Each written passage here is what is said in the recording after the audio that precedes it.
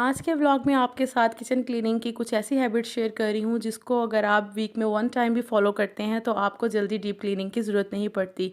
और आज का व्लॉग मेरा उन हाउसवाइफ के लिए बहुत अच्छा होने वाला है जो जॉब पर जाती हैं, जिनके पास टाइम कम होता है। तो चलते हैं जी आज के व्लॉग की तरफ। अस्सलाम वालेकुम टू एवरीवन, क्या हाल चाल है। और ये जी मैंने कल रोटियों वाले रुमाल वॉश किए थे तो इनको अभी मैं समेट रही थी। ऐसे मैंने ना 4 से 5 रुमाल लगाए हुए हैं अपने किचन में, जिनमें मैं रोटी कवर करती होती हूँ और उनको मैं 1 वीक के बाद लाज़मी वॉश कर लेती हूँ। इससे ये है कि रुमाल जो है वो हमेशा क्लीन रहते हैं, कभी रुमाल में स्मेल नहीं आती। और इनको साफ़ करने का तरीका भी मैंने आपके साथ शेयर किया हुआ है कि गर्म पानी के अंदर इनको जो है वो बॉयल दिला लेने हैं 2 से 3, और उसके बाद सर्फ़ लगाकर अच्छे से इसको वॉश कर लेना है। तो आपकी जो है रुमाल पूरा हफ़्ता इजीली क्लीन रहते हैं और आपको पूरा हफ़्ता सुकून रहता है। और जो लेडीज़ जॉब पर जाती हैं उनके लिए ये बहुत अच्छी टिप है कि आप इस तरह से 1 वीक के लिए अपना जो है ना इंतज़ाम कर लिया करें। 5 से 6 रुमाल अपने किचन में लगाएं और उनको साफ़ सुथरा करके रखा करें।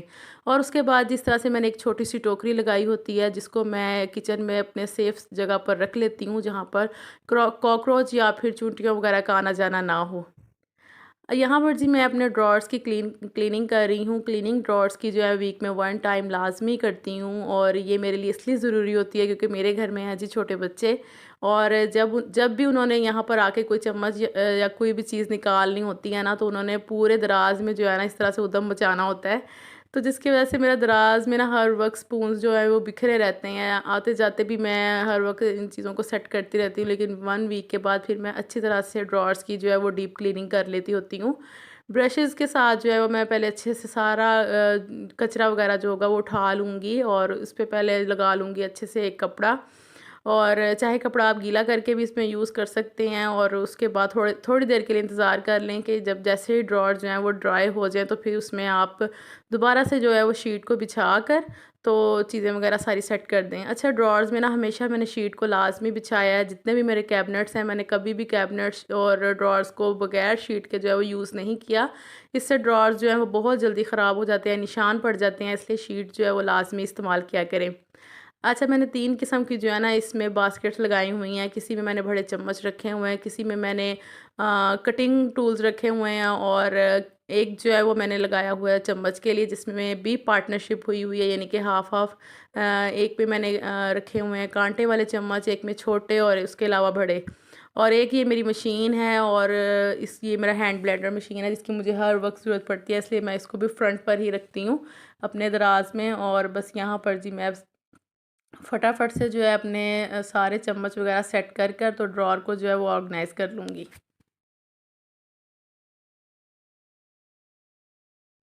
अच्छा, ये जो इसके नीचे वाला सेकंड ड्रॉअर है ना, इसको मैं बहुत कम यूज़ करती हूँ। इसमें मैंने वो बर्तन रखे होते हैं जो मुझे ज़रूरत के नहीं है, यानी कि बहुत कम, कभी-कभी ये है कि मुझे निकालने पड़ते हैं।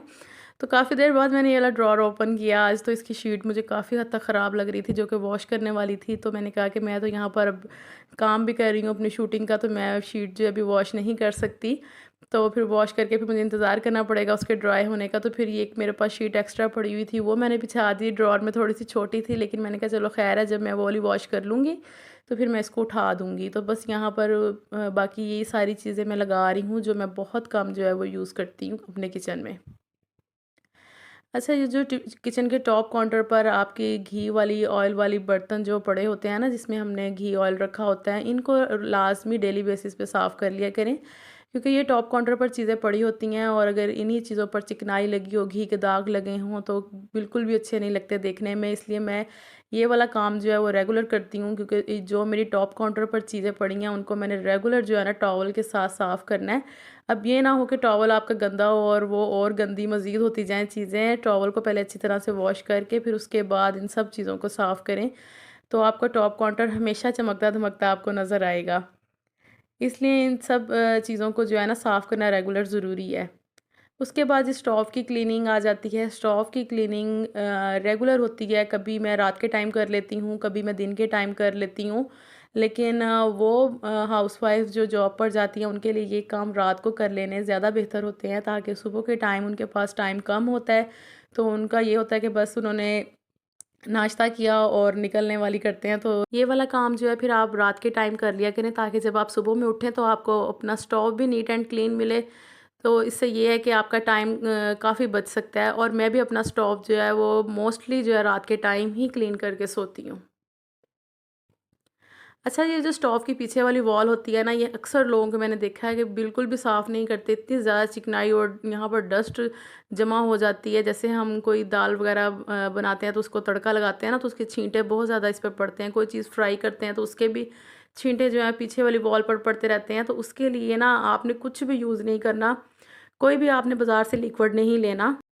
मैंने बहुत से चैनल्स पर देखा है कि है ना, इतने-इतने लिक्विड्स के तरीके बता रही होती हैं कि ये बना लें, वो बना लें, आप अपनी टाइलों को साफ़ कर लें इससे। तो ऐसा कुछ भी नहीं होता। सिंपल अगर आप ये मैक्स लिक्विड ही आप इस पर लगा लें ना, तो हद ज़्यादा अगर गंदी है तो फिर आप बस नीम गर्म पानी का इस्तेमाल करें, उसमें मैक्स लिक्विड डालकर आप इस पे कपड़ा लगाएँ, तो आप उसके बाद ड्राई रुमाल के साथ इसको साफ़ करें, तो आप यकीन करें इतनी अच्छी सी ये टाइल साफ़ हो जाती हैं, क्योंकि ये पहले से ही इतनी ज़्यादा प्लेन होती हैं। बस इनको एक ये होता है कि थोड़ा-सा जो है ना, इनकी चिकनाई दूर करने के लिए कोई ऐसा लिक्विड यूज़ करना पड़ता है, तो उसके लिए मैक्स लिक्विड जो है ना वो सबसे बेस्ट है बस, और कोई भी टोटका-शोटका इस्तेमाल ना किया करें। बाज़ार से भी लिक्विड जो है वो इतने ज़्यादा महँगे मिलते हैं, स्प्रे वगैरह बहुत, अब तो जिस तरह महँगाई है तो इतने ज़्यादा महँगे मिलते हैं।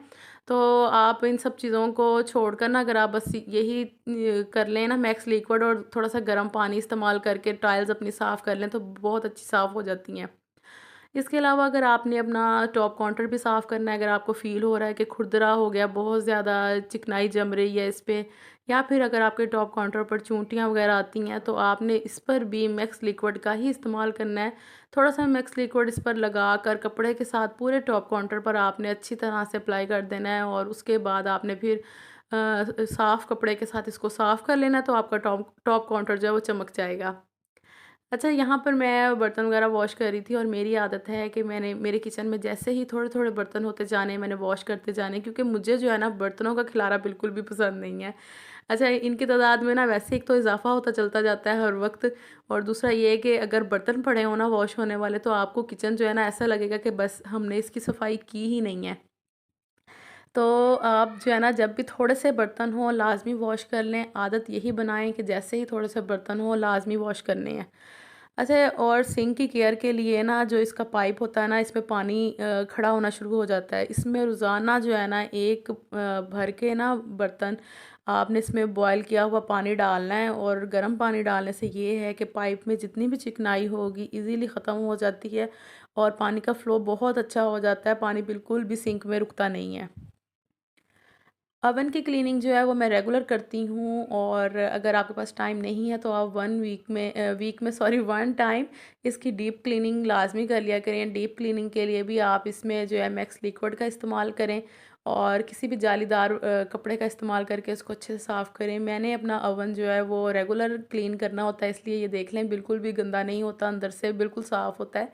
अब पता नहीं यहाँ पर इतना क्लियर नज़र भी आ रहा है, लेकिन ये बिल्कुल साफ़ है, और ओवन का इस्तेमाल मैं बहुत कम करती हूँ। मैं ज़्यादातर कोशिश यही करती हूँ कि खाना जो है वो मैं स्टोव पर ही गर्म कर लूँ।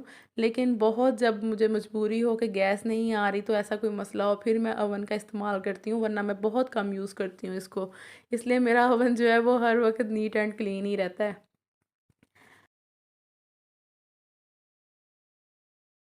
अच्छा, किचन में हम लोग जब भी काम करते हैं तो हमें बार-बार अपने हाथ को वॉश करना पड़ता है, तो उनको ड्राई करने के लिए इस तरह के टॉवल जो है अपने किचन में लाज़मी रखा करें, या फिर इस तरह दरवाज़े पर हैंग कर लिया करें, या फिर इस तरह से मिनी टॉवल भी मिलते हैं वो लगा लिया करें, और अपने कपड़ों से और दुपट्टे से कभी भी अपने हाथ को ड्राई ना किया करें, इससे कपड़े जो हैं आपके गीले रहते हैं।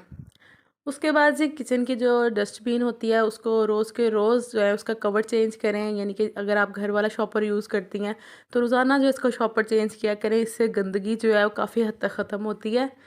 और सबसे एंड में मैं आपको ये बता रही हूँ कि जो किचन के हमारे कैबिनेट होते हैं वो अक्सर ख़राब हो जाते हैं, तो उसकी सेफ्टी के लिए ज़रूरी है कि जब भी आप किचन में अपने बर्तन वॉश करें, तो जिस टोकरी में आपने अपने बर्तन धोकर रखने हैं उस टोकरी के नीचे इस तरह से जो है ना आप एक माइक्रोफाइबर क्लॉथ का जो कपड़ा होता है ना वो लगा लिया करें। इसमें जो है पानी बहुत अच्छे से जज़्ब हो जाता है। उसके बाद इस तरह से इसको निचोड़ कर पानी इसका सारा निकाल दिया करें, और फिर दोबारा से वहीं पर सेट कर दिया करें जब तक बर्तन अच्छे से ड्राई ना हो जाएं। और दूसरा ये जो मैंने ब्लू टॉवल यहाँ पर रखा हुआ है वो मैं इसलिए रखती हूँ कि जब मैं बर्तन वगैरह वॉश कर रही होती हूँ तो पानी के छींटे जो हैं वो कपड़ों पर पड़ते हैं तो कपड़े इससे ख़राब होते हैं। तो इस तरह से रुमाल आप अगर आप सेट कर लें अपने आगे तो सारे जो छींटे हैं इसी रुमाल में जो हैं वो सक होते रहते हैं और आपके कपड़े जो हैं वो बिल्कुल ख़राब नहीं होते। ये छोटी-छोटी चीज़ें जो होती हैं इससे आपका किचन भी साफ़ रहता है, आपके कैबिनेट भी साफ़ रहते हैं और किचन की क्लीनिंग भी बरकरार रहती है। सो ये मेरा आज का छोटा-सा व्लॉग था। आपको कैसा लगा किचन किचन की क्लीनिंग के हवाले से ज़रूर बताइएगा। मिलूँगी नेक्स्ट वीडियो में। अपना बहुत सा ख़्याल रखिएगा जी। अल्लाह हाफ़िज़।